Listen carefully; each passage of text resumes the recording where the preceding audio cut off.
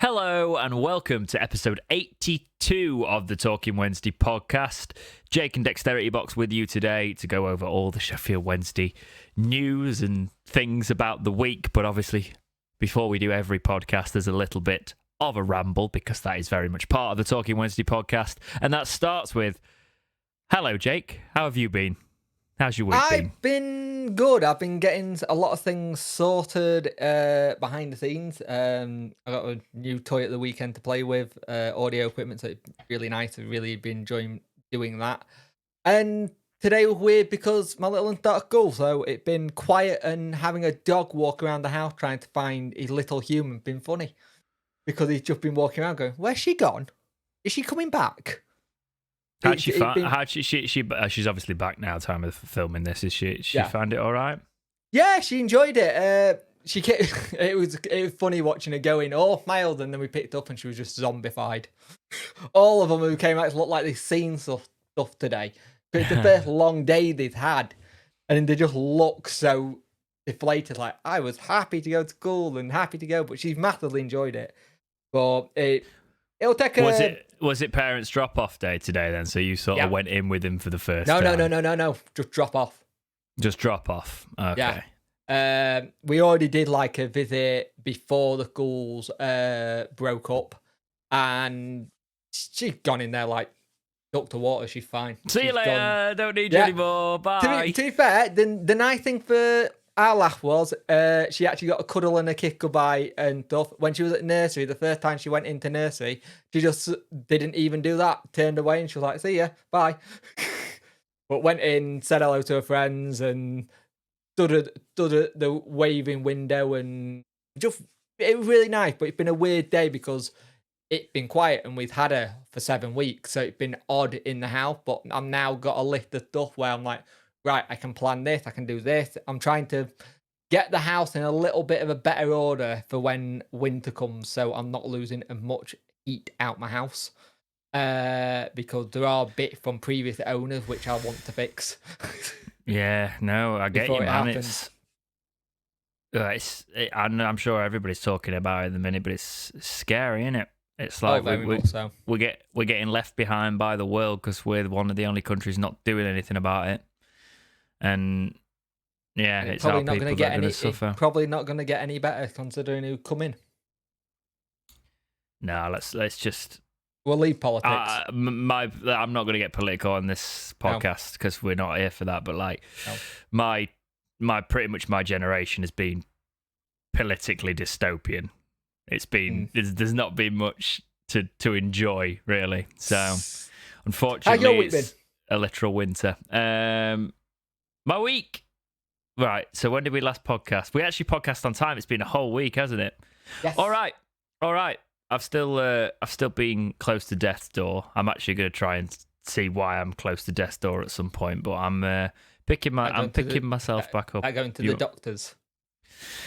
I might have to speak to the doctor at some point, I assume. Probably. Go, actually, am I all right? We'll see. And then he'll go, no, please stop living on fumes. But well, I'm sort of getting back into the full swing of everything now. I've obviously been working for a couple of weeks because I took a little bit of time off at the start of August, as we are aware, and I've been having little breaks over there in the heat waves and stuff, and I timed it quite nice. But now it's sort of like it's still hot, and it was really hot today. It was stupidly hot today. It was weird. Like, I've never known September be that warm. I got back in my car after work and it was like 27 degrees. I was like, what is this? What is this? Not normal. This was meant to stop. I know it obviously collected heat over the day, but I wasn't... To be fair, we didn't sleep very well because we had a massive thunder and lightning storm here. It was... From what I was told, it was spectacular because I'm not going to be stupid and look out the window. I have done that in the past. Though, go, oh look, thunder, lightning, I've gone. And I've gone to what happens. Oh, lucky. Yeah, I just completely slept. I didn't even know, and I was like, oh, I just completely slept through it. Yeah. I know. Which I don't understand why. You were talking about you were playing 7 Days to Die. Yeah. I've been playing Escape Tarkov. All right. Oh, so fun. And a bit Do of tell. Daisy. I've been really enjoying like the survival thing. And the thing that I loved about it is that I made a lot of new friends out of doing it. And it's weird because you speak to people in video games and sometimes they become really close friends or you just go away. And these lot have just come a good load of people we start gaming with to the point where you'll just get a message in Discord going, who playing this game today? And you go, I will. And then you have a good conversation. Like, I've got a really good mate now who's in America. Well, he's from America, but lives in Germany. Right, okay. He's Air Force. Yeah, that's fair. So- I wish I had time for that now. Like, gaming time it's very difficult to get social with my mates. And what's quite annoying I've noticed about the modern gaming boomer incoming is like, there'll be a server issue or something when you do actually have a couple of hours to play. And that's so annoying. Because the one thing we found with them at the minute, we're struggling with the 7 days to die servers. So we've kind of had to sack that off. I don't know if I've changed internet, but... Well, I stopped playing the European servers immediately because they were just... Not the European UK server, because it was just awful. Like, some of this game, it's really good to have just the exploration and just to have a bit of a chill and walk around. And then if you need to kill someone, you kill them. On the UK server, it's just like, no, this is a different version of COD. No, it's a bad word. Bad word for YouTube.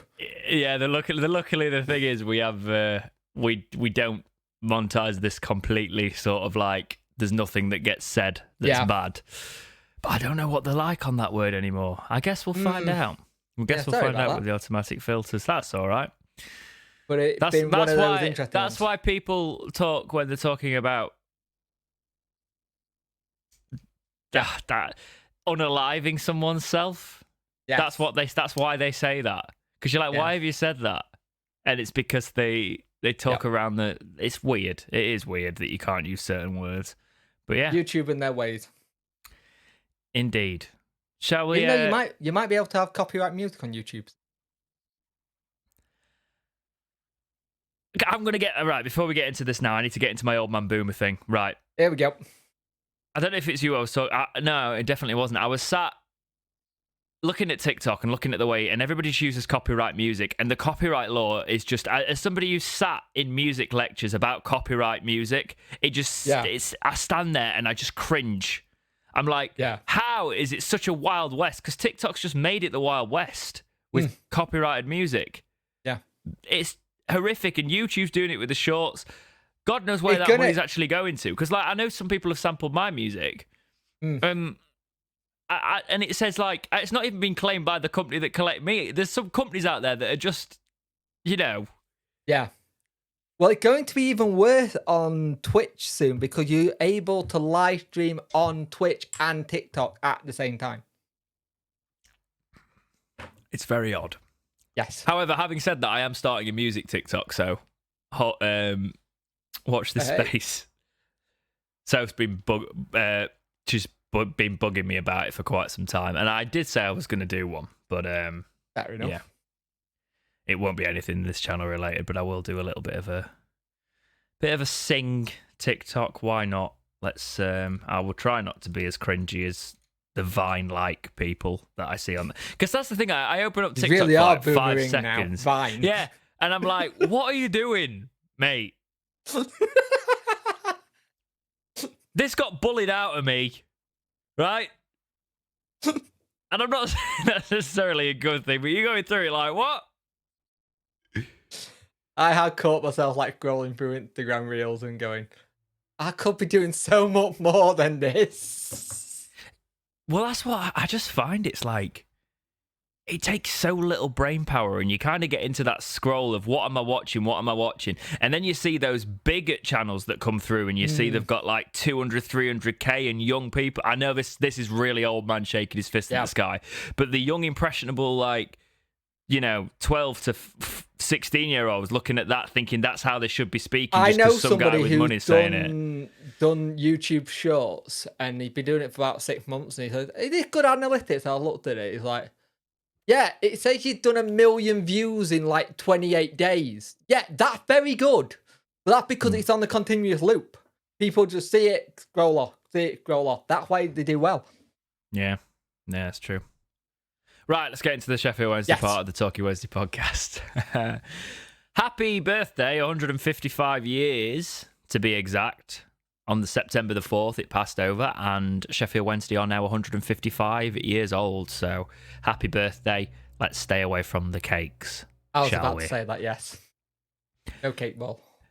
I did like doing the boomer rant at the start because I really don't want to talk about Sheffield Wednesday this week, Jake. We've kind of got to. It's kind of what we do here, but it starts amazingly well with Bradford City in the Pizza Cup. And do you want to talk us through this one, Jake? Not really, but I will do. We started nervously, and I don't know why. It was weird. And you look at the team, you're thinking, right, we can do something here. Alex Hunt's last game as well, we'll talk about that later. But you're watching it and you're seeing it, but they just play some very good football and caught flat-footed. Really, the annoying thing is, for their first goal, you could see it because the young defender was just backing off, and not putting his foot through it. If he puts his foot through it, he probably blocks it. Great goal. We get a penalty. Michael Smith gets his first goal of the season, which is fantastic. And you're thinking, right, 1-1, let's go into it. But we just weren't very good. We were not that good. You could tell it was a young team, and I'll give the benefit of the doubt. When we brought on the subs, it changed it. The thing started to move a little bit better. Wilk's still not there yet as a thing, but it wasn't a great game. And then when they got the second, you were like, right, okay, we're done. And then the third was just poor defending all around. It was just really bad, no communication at the back. And the problem is... Let's talk about the youth. Actually, let's finish a sentence and then I'll carry on. Go on. The problem with the communication at the back, you had some pros in there and some youth. And the problem is, if you're going to do that, you need to have a very good experienced defender at the side of you to get it through. And talking about experience here, this is where I'm linking. I was looking for a link. Thank you. Right. We started the team with Dawson in net, and then we had Agbontoma, Iorfa, and Reece James. So they were the back three. They were playing. Yep. So Reece James was playing left side of a back three, and then you had Jaden Brown left wing back, Jack Hunt right wing back. Okay, so defensively, that's obviously not our first choice there, which you understand. It's a little bit odd. Reece James going at the centre back position there. That was a bit of an odd one. But Bradford in the cup, you think, oh maybe okay. And he wasn't great there either. You can tell he doesn't play there. Yeah, but the midfield three even, Volks in this, and then you've got Alex Hunt on one side and Myton on the other side. What's Myton doing in the midfield? He's not a midfielder, he's a winger. And then you had obviously Smith and Patterson up front. It was a cup side, but you look at that side on paper and you go, it's not great, is it? You're thinking you want to see a little bit more. I get experimenting with the team a little bit, but that just did not work. Full stop. And we didn't really have the team on the bench to change it up too much because we brought Wilkes on, but we brought like Davidson, Glover, Galvin on as well as Mark McGuinness. So I don't like this cup, Jake. I don't like it. I want the cup scrapping. I think it's pointless. It's I disagree with that, actually. For us, it's pointless.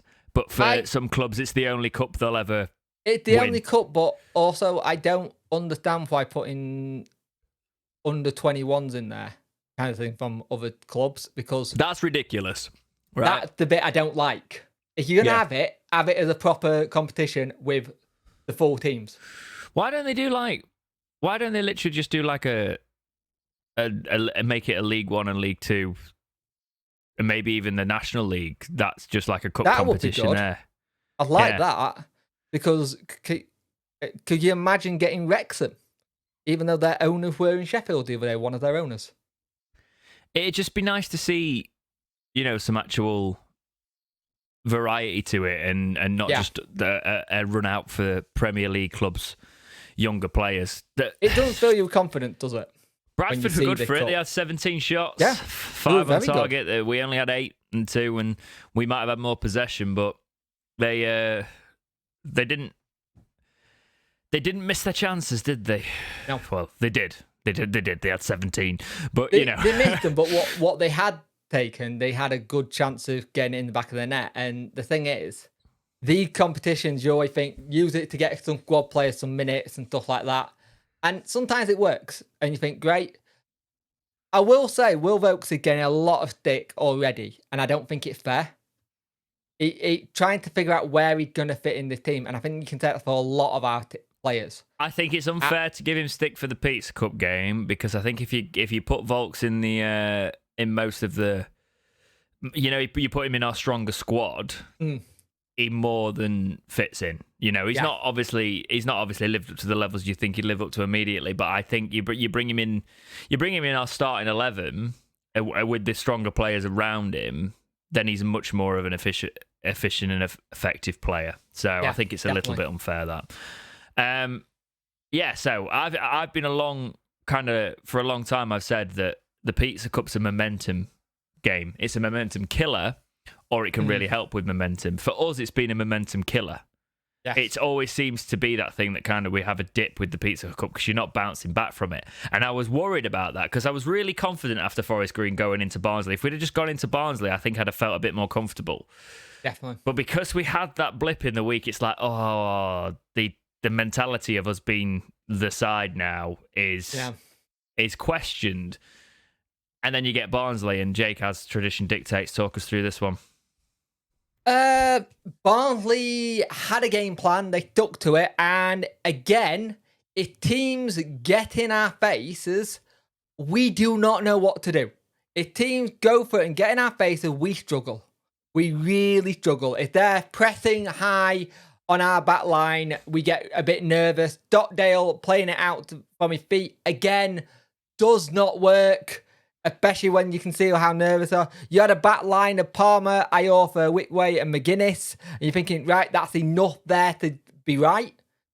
But it wasn't. They made silly mistakes. And the goal they got was a really good goal by Cole.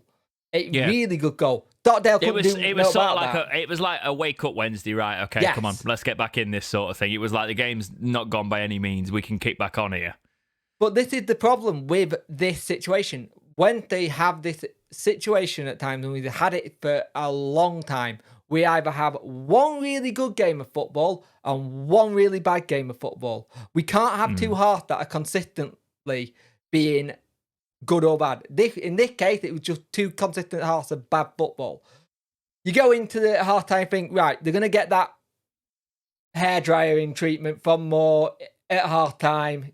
Wake up. We start for the first 5 minutes, okay. First 5 minutes, we look okay. And I'll say, great, we look fine. But then he made some weird subs. He made some really weird subs, which I didn't get. And I think there's been a lot said on Twitter with this game, and I think you got to remember, early doors, we've got the whole thing, we've been doing well at home as well. Their second goal just killed it all. Any chance of getting back into it, killed it. Right. Do you know what annoyed me even more? Forget the fact it's a swinging corner. Without looking at the document, do you know how many corners they had in the game? One. And they scored from it. Yeah. One. That's all Like it took. We had 10. One of the subs was McGuinness for James. So he's obviously put James back as a centre-back kind of role, but will try to do it. It's weird. I'm not going to start slagging off. I'm nowhere near that. No. Right? They're very, very odd subs. And we've got a squad now to really plan B this, but you've got to shift the formation about a little bit more and experiment that way rather than just trying to go throw stuff at the wall and see what sticks. It felt a little bit when the subs came on like we were sending players out there without real game plan and seeing what they could do. And if you're going to do that, you need to put your creative players on, tell them they've got creative freedom and then tighten up a little bit in certain areas. That is not putting Reece James at centre-back. And I will say, as much as he was really good last season, Marvin Johnson does not look at the races yet. He's not there at all. And every team is going down that side. Every single team has every single team highlighted it. know which way to go. And the thing is, if you're going to bring in someone like an Alex Mighton on loan, play him as a winger. Ditch off this stupid three at the back. Change it. Play wingers and see what happens, because you get crosses into the ball. Now Smith is back. He eats headers for fun. That is part of his game. I don't want this stuff that we've had in the past where Jordan Rose, we won't get the ball in kind of thing. We'll play it to feet. There's ways to do it. Barry Bannon was way too deep. But fair play to Michael Owickway at the end, coming out and saying, you cannot blame the gaffer on this. We didn't do our jobs. No. It's true. They didn't do their jobs, and they should have played a lot better. But also, I think from a perspective, you've got to see if a team nullifies, we've got an excellent midfield, but if a team nullifies it, we don't really play it around them. We just rely on our quality to see through them. And sometimes when you're trying to get back into a game, you've got to change it up. You've got to go for the long balls. You've got to stop passing it out from the back and trying to play it through the midfield. You've got to realise that you've got amazing wingers on the bench. Lee Gregory had some great chances. He had some really good chances too, but he's not there yet. Lee Gregory had a stinker. Yeah. Right? They happen. That was Lee Gregory's. It was not a good game for Lee Gregory. We had 58% possession. We had 11 shots to their 14, 3 to their 5 on target, 10 corners to their 1, which they scored. It was a close sort of game where Wednesday didn't get going at all. No, and didn't get a second gear at all. Barely first. But I wasn't melting down after it. I know a lot of the fan base was. I wasn't feeling that way about it. I was just like, oh, this is just the flat performance you can see from Wednesday. But it is, part of it is sort of like, we are so good. What are you doing? You look at the players and you go, what are you doing? Because on another day, right, Gregory has his shooting boots on, and that game is very different. I mean, I had 3 chances, so he could have had a hat-trick. Mighton looked good when he did come on, when he played even. It's this thing, there are players that are there who can change games if we get them in the right thing. Barry Bannon was way too deep, though. They were playing him as that kind of quarterback role looking for the Hollywood pass, which is great. That works if you've got people running out. I think one of the issues we've got up top at the minute is that Gregory, and if you play it with Gregory and Windass, they're not close enough to each other to window flicks. They're both trying to do similar things. So if you change that around, that better. I think you put someone with a Gregory and maybe a Michael Smith, it might be a bit different, because Gregory can do that hold-up play and then flick it to Smith, or vice versa. They can change that role, if you know what I mean. Yeah, I still think the best way to do it is, if you need to change it up, play with the wingers and put Wilkes and Windass either side, or Wilkes and Mighton, or even Windass and Mighton. You've got options, for Christ's sake, that can come in from the... You can put Windass back in that sort of shadow striker role and stick either Smith or Gregory, depending on which one fits the mould a little bit more for that game, and stick them in the middle. And you just... If it's not working, you switch to that and you just start whacking long balls to the wingers, get them to do a little bit of trickery and go for the box. You know? The only player who really came out of that with a bit of stuff was Backinson for me. Backinson had a good game. There was one moment where he just dilly-dallied on the ball a little bit close to our box. Yeah. But the one thing I do want to talk about is how many times David Stockdale in that second half nearly gave them goal by just passing it out so lazily and not just thinking. What is it with that man? Like, he's a good keeper, but he does things sometimes, and I'm like, what are you doing? Yeah, it's... I don't know if it's a case of, like...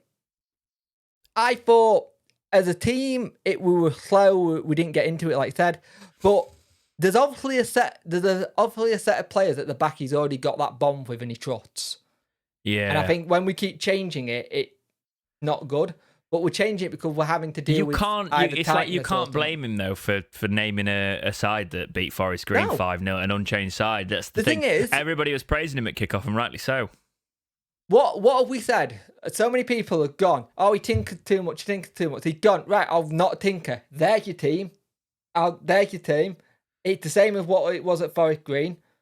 Go for it. And again, this is where Michael Owickway comment going, it's on us. We didn't do our game plan. As soon as we cross that line, the manager can't play for us. It's got to be on us. The only difference is Darren Moore can change it if he don't see it looking right. The only difference is, and this has been the only criticism from me And a lot of people I know who have done it, he sometimes doesn't have another backup plan, but he got the players to do that backup plan now. Yeah, so he's going to run out of excuses really quickly if he can't change a game. Yeah. Because I was saying last season, where's this plan B? I started getting in his case a little bit when there didn't seem to be a plan B there. He has now got every option under the sun and the players to have that plan B. He needs to find it, and it needs to start working and turning games around. You know, if it's not working, sort it out, change it, fix it. I think with the Stockdale thing, though, he's quite an old, experienced keeper. He's just come from Wickham. He did do his time-wasting thing, I'm not going to lie. He did have a period where... He's not spent his entire career playing out from the back and doing passes like that. No. You know, that's not what the game was when Stockdale started. So, he can do it. He needs to stop giving me palpitations every time he does. Right. So, after the game, Moore was talking to the Wednesday media. This is from the Wednesday website. Quote, we weren't... he was speaking to, obviously, SWFC.co.uk, and he says, and quote, we weren't just there we weren't where we needed to be today. It happens in football. You can't put your finger on it, but the way you recover is to get back on the training ground and work. That's what we will do. We will analyse the game, we will talk it through with the players, and we will move on. I think today we had 6 or 7 players not themselves, and sometimes when you have 1 or 2, you can carry that, but not 6 or 7. But I don't want to take anything away here from Barnsley and Michael Duff. They've come here, played well, and taken 3 points. They made it very difficult with 5 centre-backs, and we couldn't find a way through. With the 5 centre-backs, and we couldn't find a way through. Yep. Fair enough, Darren. We had 1 or 2 chances at 1-0, but we didn't take them. We will draw a line underneath it. We have a week of work on the training ground before we make the long journey to Plymouth, where we must react to what was a bad day at the office this afternoon. I know a lot of people at the end of this interview were saying it's generic, but he was pinning it more on the players here. He usually doesn't say that, and he talks about the team, but he literally said the players just weren't playing. And if you go to the article the Star did, Darren Moore said it was heated discussions. And my nan used to say heated discussions is a nice way of saying arguments, where they just had it out and stuff. And the thing is, I'd rather them do that because that shows me they care, they give a damn. That shows. The thing is, with this, the only thing this is showing me is that we still can't battle a team with a low block who are set out to defend. That needs to change. You have the players who can change this now. Maybe this week, this is where I think a week of us not having any games is ideal. Because we can sit down, analyse everything, change things if need be, and go for it. Yeah. We've got a run of games coming up that we need to be firing fit for. So, do we know what's happening with the League One break with the World Cup? We don't get one. Do we not get one? No, it's just Championship and Premier League for the World Cup. Yep. League 1, League 2, and national teams. I know we don't usually get international breaks, but you'd have thought there'd be considerations for the World Cup because there's so many players that play in the lower leagues for the other nations. Nope, we have to keep going. Speaking of the World Cup, did you see what Corbenu's been doing? Going to get back in that Canada side. He is. He's always been very good. There was always potential there. Oh God, yeah. But he's doing well for Blackpool at the minute, isn't he? It was getting him to the right club that fit, and he fits there. But he's the main man. That's the thing. I think he's one of those ones. If he's the main man, he works. Yeah, he's quite professional though. They did always speak. Yeah, he is. I don't think there's anything wrong with knowing what you want as long as you're professional and respectful. And I think it was always pretty decent like that. Even though, but he didn't really fit with what we were doing here long term. I don't think. I'd have him back now though. But we play him at wing back again. Yeah, I kind of really want to stop playing wing backs. Personally, I just don't think the experiment's now working. I've never understood them. Well, I understand them, but I've never understood why you'd want to play them because I understand they go forward and then they can link the play and the centre back can come over and cover. The only one who can play is Palmer. Yeah. Naki's got the legs. Palmer's our best defender. He's been our best player. Yeah, Palmer is. Palmer's ridiculous. He's. It's funny, isn't it? Because we can only say he can play fullback, and then he can really play in that in he can play as wing back and he can do it. It's because he got moved around. He used to be a midfielder. Yeah, when he first started, he was a midfielder. I remember when he went on loan to Tranmere and had a great time. The thing is, with the whole situation with Palmer, is that he knows what his position is. He's very good at what he does. And the thing is, Palmer's now set something to whoever gets in charge. Right, lads, you're all doing 10k a day plus training. I want you to be the fittest players out there. Yeah. He's running for days as well. So keep the motivation in the squad. Right. Moving on to the League One review. So, Bolton beat Charlton 3-1. Bristol Rovers and Morecambe ended in a 2-2 draw. Exeter City beating MK Dons. MK Dons are in trouble. These results that they're throwing away. Yeah. They lost the best centre-back and they lost the best creative midfield with most goals. So yeah, my gut was telling me to put them lower down in the predictions. But I didn't do it. But I felt like, I should have done it. Shrewsbury beat Forest Green 2-0 at Forest Green. We obviously lost to Barnsley 2-0. Oxford United beat Burton 2-1. Wickham Fleetwood ended in a 1-1 draw. Jimmy Floyd Hasselbank has quit today. He's walked, has he? Yes. Interesting. They weren't doing very well though, were they? The bottom. It's like I'm wondering if Brendan Rodgers is going to get sacked. You'd think, though, if they can't buy players, you can't sack him. No. He's not being backed. And they shouldn't be bottom. But the only reason they haven't bought players is because they just built a mega training facility. We'll finish that after the League One review. I'll finish it because I want to talk about that, actually. Not the training facility, but the summit in the Prem. So, Plymouth, who we're playing next, beat Derby County at Derby's home 3-2. Sort of last-minute job. Absolute scenes, that, apparently. So, yeah. Big one there. Someone who I know, he fractured his ankle at that game. Amazing. Love it. Well, I don't. Get better soon. Portsmouth beat Peterborough 2-1. Cambridge beat Lincoln 2-0. Port Vale and Cheltenham ended 2-2. And Accrington Stanley lost at home at Ipswich Town, who put 2 past them. Yeah, so an interesting week in League One. So, yeah, what we were talking there about the Prem thing. Look at Brighton this season. Look so good, don't they? Yeah. It shows you don't have to buy to do it. You can actually buy smartly and cheaply and have a team. They're linking it up. They're doing well. The Prem's the Prem's interesting this season. Liverpool are in the mud. Yep. They're going to be fighting for top 4. Haaland's a different animal. Chelsea are all over the place. Yeah. I think Tuchel could have gone by now under Abramovich. Tottenham, definitely. Tottenham are the team to look out for because they're just chipping away. Yeah. Arsenal are questionable because they had that start, but their first bigger team they came up against... Man United destroyed them. Yeah. And Man United aren't a particularly good side. They don't inspire me with their football, you know. So no, but it's effective, though. That's where it might work. Yeah. And they're bringing the right players in by the looks of it. And the whole thing with that whole thing this weekend was just VAR works in every other league that got it except in England.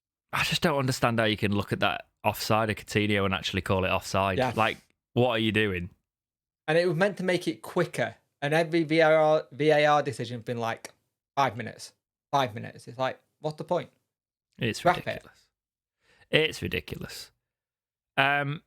So this is from the Star. So this is interesting because it's about players that were missing out. So the article reads as follows: Wife Deli Basharu and 2 others were left out of the Sheffield Wednesday squad for the Derby defeat. It's not a derby.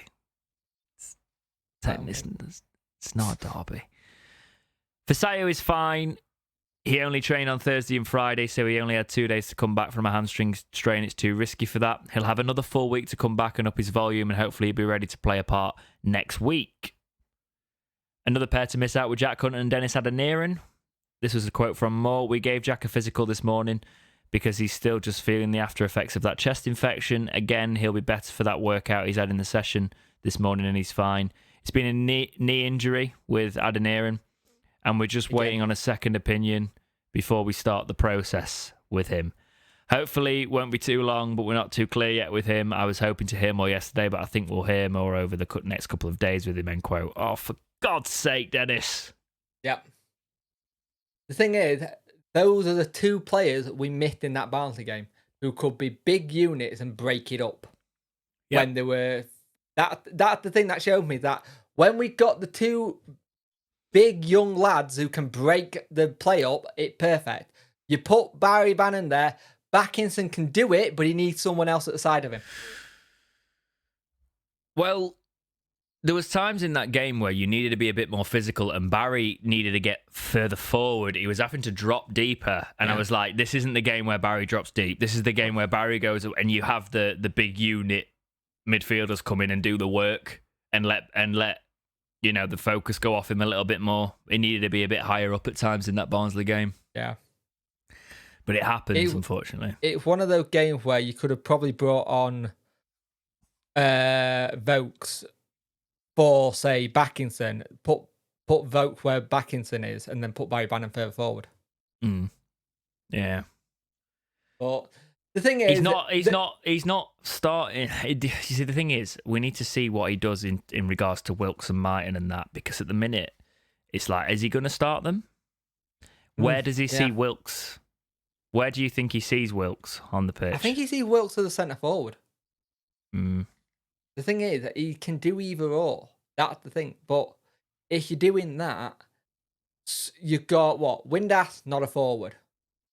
Smith, forward. Gregory, forward. Patterson, not a forward.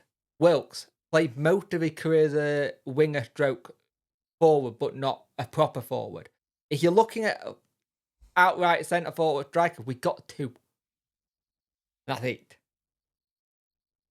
Yeah, but we've got enough attacking players. But we got enough. We got enough. It's just that whole thing. If you're wanting that kind of thing, I think we just need to get out of this league, man. Yeah, I think Wilkes will do well. I'd like to see a game actually where it's Wilkes and Windass playing together, just to see what the partnership. The thing is, until we've had a couple of games, we're not going to know what the relationships or the partnerships are going to work. And that is the kind of issue with doing that, because last season we had Berahino come in who looked decent at the time. I forgot to put that in the document. Berahino gone to Cyprus. Lovely. I just remembered. Right. Here's the thing for me. You've got a week. Not you. The team have got a week. Darren, get them on the training ground. You can run these different teams. You can see how they work. You've got your new players. You've got a full week to work with them. It's so crucial how we bounce back this week, because there's been no midweek Pizza Cup to think about. I am concerned if we lose at the weekend. Yeah. And it's a bogey team for us, so anything could happen, but we need to regroup and have an idea of what we're going to do going forward. This is that only week where we got to do it for like the next 2 weeks. Then after that, we got game. So you're not going to see it. There might be a potential dexterity watch in there somewhere. I've not looked at the fixtures yet. Morecambe the next midday game. Midweek game even, sorry. And Morecambe are interesting because they've been put up for sale.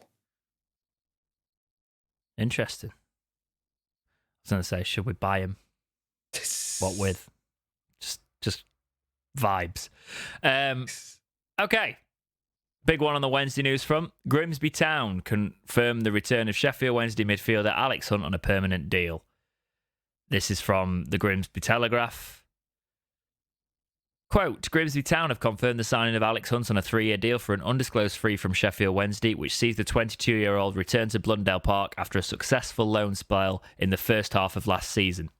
Talk of Hunt's potential move picked up momentum after Darren Moore revealed that the Mariners had expressed an interest in the midfielder, which forced Paul Hurst to reaffirm the club's stance on the midfielder, in which he said that Hunt wanted the move to go through. It was initially believed that Wednesday were open to a loan, but the two clubs have managed to agree on a permanent transfer.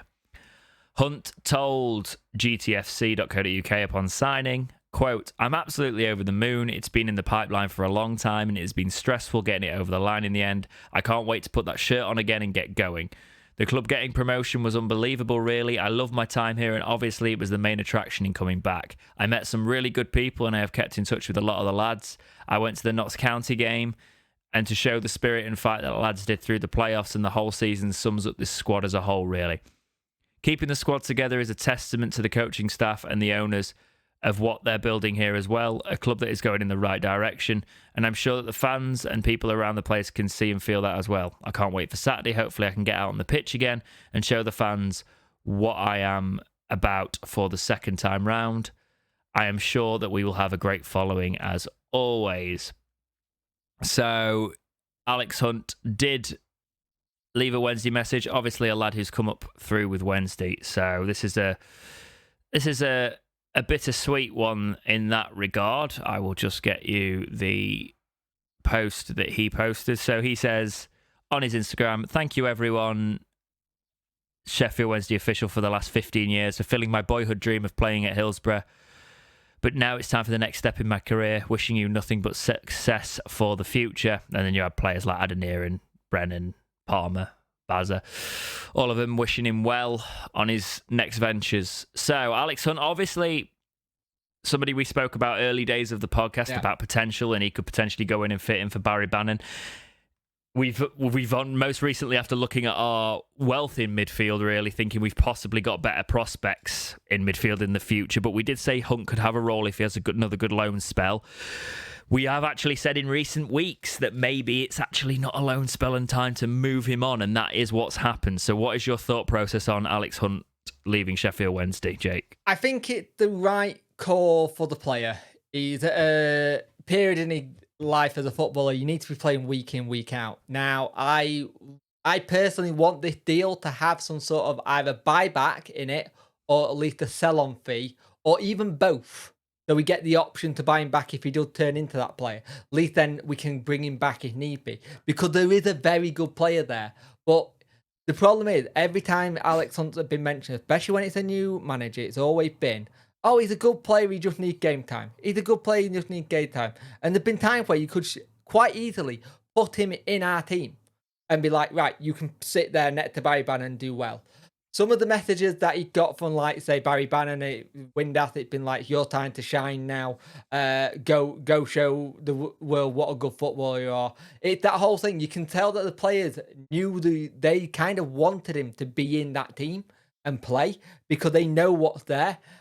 The nice thing is, going down to League Two, he'll be able to experience it a little bit better. It'll give him plenty of athleticism, technical, gifted player. He'll do well there. It's just annoying that it's not in a Wednesday shirt, but for him, I think it's the right move. I think it's smart by Wednesday again. Another one of these things, let's not keep carrying players till we lose them on a free, because it could have been a situation like that. We've made some profit on him. So, fair play to him, good luck to him, and he's always going to be welcome back at Wednesday, whatever the weather. Yeah, I can't really add too much more to that in the fact that it's just, the thing is, when we dropped to League One, if he was going to develop and actually have a career with Wednesday, because Wednesday are only looking up, he needed to be able to come in and play. And he needed when we originally got down, he should have been the first name on the team sheet to go, right, you play. Yeah, and the fact that he wasn't, and when he comes back from a loan and he's still not that guy, it's the one where you come around and go, oh, is this actually going to happen then? Yeah. And that's sadly the thought process behind it, really, for me there. If he wasn't good enough at the time for the manager, he's not our youngest midfielder. He's 22, isn't he? So he's in between Adeniran and Fizz. So if he was going to be good, you wouldn't have brought Adeniran in that season. You would have dropped him in. When Darren brought, I think they're different styles of midfielder, though. That's true. That's true. It's just, I do think a problem for Alex Hunt is his physicality. You don't in the English leagues, you need a little bit more physicality in midfield, unless you are so technical. You're like a Coutinho. Yeah. You can just dance around players. Alex Hunt might get that technical level to his game, and just start dancing around players, which would be fun. And Barry Bannon's not that physical, but he's got the technique. But he got the technique, but he's also fast, and he'll put himself around a bit. Yeah. And the thing is, it was interesting with that because apparently the other team was Bradford that was looking at him. And he All played right. in that Bradford game. And they move on to a different target. So interesting. The nice thing about Yeah, this but window, also I think he probably wanted a good oh agreement yeah, with this. So and the nice thing, we had the whole thing on transfer deadline day going, oh, we're going to lose any play. Didn't lose any of the main players we thought we might do. So it was nice. Get the squad together. Yeah, I didn't even. I was traveling for work on transfer deadline day, so I missed it I all, did a and then I was like, 3-hour "We've lost stream. now." Oh, I bet that was fun. Oh, yeah. Lots of things to talk about. Right, this article's from the Examiner. It says, and quote, "Why Nottingham Forest's Alex Mighton snubbed Championship interest to join Sheffield Wednesday." Mighton said, quote, "There were other clubs in the Championship interested in me, but when the opportunity came around to join this club, I was really invested in Sheffield Wednesday in the direction we're going in. I didn't really look past that. I'm here and I'm thankful today. I'm delighted to be here. It's such a big club and an opportunity for myself. I'm settling well and I'm excited. I had a feeling about this club. I feel confident it's an opportunity in a big club. I feel like it's the best stop for me and I'm happy to get started."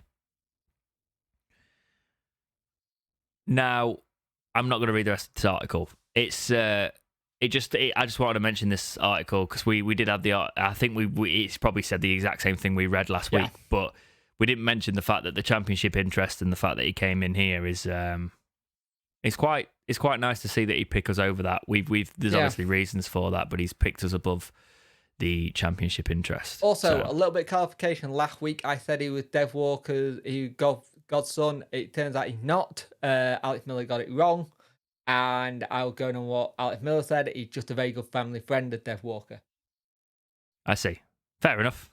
Don't blame me for that. You took it from a source. So, right. Liam Palmer is Player of the Month. This is from the Wednesday website. It says, and quote, "The boyhood Wednesdayite has begun the campaign in outstanding form and enjoyed the superb first month of 22-23 season. The 30-year-old makes 6 appearances in total, 5 in League One, and scored 2 goals in back-to-back games against Bolton and Forest Green Rovers. The trip to Bolton was Palmer's 350th appearance for the club." Via a supporters' vote on our official website, Palmer came top of the pile with an impressive 80% share of the vote. End quote. Well done, Liam. It's interesting he got 80% share of the votes because the amount of time we've had to defend how good of a player he is. I'm just completely vindicated and validated in everything I've ever said about Liam Palmer. Yeah. Ever since this podcast started. Ever since my FIFA career modes back in the day when I was like, got to give a bit of support for Palmer. Yeah. You know? He'll be something for us. Even he'll be a very solid player for us. Even if he's not like a world beater, he'll be a solid player, and he's our best player at the minute. This is the first player you put down on the team sheet. It's like I made a joke in the midweek. I was like, no Palmer, no pizza party, and that's why we lost. And then obviously the momentum carried, unfortunately, and couldn't help us get the win on Saturday. But hopefully he keeps up his top performances and can really put a shift into if he can get another goal for us. Yeah, be fantastic. Okay, speaking of him getting another goal, we are going into the weekend. It will be the next time Sheffield Wednesday have a fixture, and that is Plymouth. Right. So, Plymouth, the ones we played so many times last season, didn't really enjoy playing them because there was some tetchy games there with big scorelines and not fun. But their record at the minute is they've got 15 points. They sit third in League One. 5 wins, no draws, 2 losses. They have won 3 games at home. They have not drawn at home. They have not lost at home. Their away record is 2 wins, 0 draws, and 2 losses. So 9 of their points have been at home. They've scored 13 goals and conceded 9. So that's a positive 4. Their last match, obviously, they lost to Derby County. They won against Derby County. It's because I read that backwards. And now they come to Sheffield Wednesday, trying to... It's basically another promotion rival, really, and because Plymouth look to be trying to get it back. It's a long trip down to Plymouth to play these. So they're unbeaten at home, and we're playing them at Plymouth. Yep.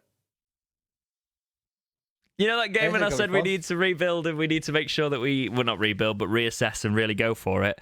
We're playing a Tide that are unbeaten at home, and they have won not just unbeaten, they have won every single game at home they've played this season, and we're going to their home. Yep, and somebody who some of the podcast might remember, Danny Mayer got 2 assists for them this season. Oh yeah, I've not highlighted the goal threat. So Azaz and Ryan Hardy. 2 players with 3 goals for them. Then you've got Morgan Whittaker. Crossgroves as well. Looked very good. They've got Cosgrove as well. There was a couple of times we were after him at one point as well, and never really happened. It's true. I think the big one is now Jeffcott, because he's just completely fallen off. He's gone on loan to Swindon. Yeah, Jeffcott's development, he needed a move, I think. He needed a move when his stock was hot to actually kick on and maybe see what he could do further. He seems like he was Ryan Lowe guy, and he's not Schumacher's. Yeah, I could see that. What do you think then? Facing Plymouth, how do you feel like this one's going to go? I'd take a scrappy 1-0 win and just get the hell out of there. And just long trip out, get the hell out of there, nick it. But we do need to get a result here just to not stop the rot, because that's the wrong word, but the more that we don't have a positive feeling after the next game, it's going to struggle. What's going to be interesting, what side he picked for this and what players he picks. For me, I say you start a Smith and maybe a Wilkes with Mighton, but play Mighton as a winger. Use them as wingers. Give Windass that. Just change it. Just for one game. Humour us all and just drop the back 3 and change it. Because you never know. It might be what we need. Kind of thing. You know what I mean? Just use the attacking players we got. Or just have a plan B. Yeah. And that be the plan B. Right? Or just get a result, man. We'll just get a result doing what you want and we'll show up. Yeah. But you've got to get the result. I wouldn't mind having just Michael Smith up top on his own. And you put like... I've said this. You can do that. You just need the players around them to get the balls going in. Jake. Michael Smith at top, and you put Wilt behind him as an attacking midfielder. I don't see that one so much, but they'd be interested to see. I won't put Wilkes behind him. Or would you put him as a shadow striker? I'd play Wilkes and Smith up top as a 2. That's not bad, yeah. Very different type of forwards. I think this could be the game you see Wilkes start, though. Yeah, I could see that.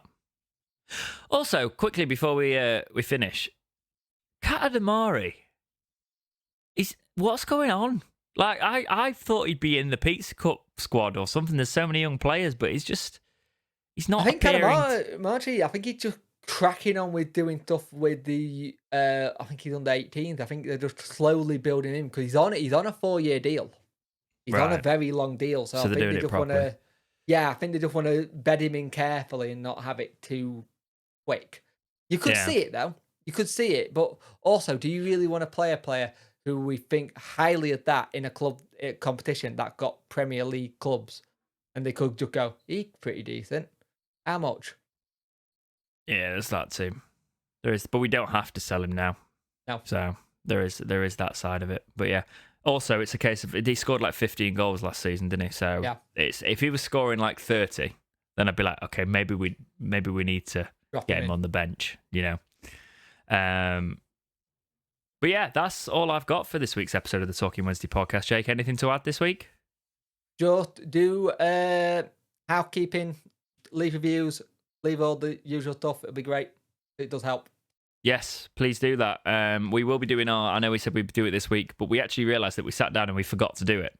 We forgot to do the review. We literally sat down and gone, we've done a document, we've done the show, and we just didn't do what we said we were going to do last week. So it's going to be probably a bit of a longer one, that one. So do be patient. We will do the window review and do talk about all of that, but that will be with you soon, and it will be a good episode, hopefully. But that is it for this week's episode of the Talking Wednesday podcast. Be well, have a lovely week, and we will see you in the next episode of Talking Wednesday. See ya.